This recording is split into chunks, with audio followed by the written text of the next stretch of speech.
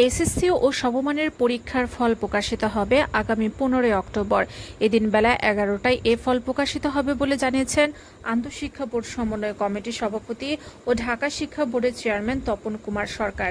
Chairman বলেন, চলতি বছরের এইচএসসি পরীক্ষার ফল আগামী 15 অক্টোবর প্রকাশ করা হবে। এ বিষয়ে শিক্ষা মন্ত্রণালয়ের অনুমোদন পাওয়া গেছে।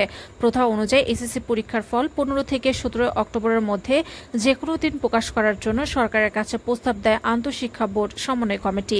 এর আগে পরীক্ষা হওয়ার বিষয়গুলোর খাতা মূল্যায়ন করে এবং বাকি বিষয়গুলোতে এসএসসির বা সমমানের পরীক্ষার পাওয়া নম্বরের ভিত্তিতে এবারের এইচএসসি পরীক্ষার ফলাফল দেওয়ার সিদ্ধান্ত নেয় শিক্ষা মন্ত্রণালয়। এবার 11টি বোর্ডের এইচএসসি ও সমমানের পরীক্ষায় অংশগ্রহণকারী 14.5 লাখ শিক্ষার্থী।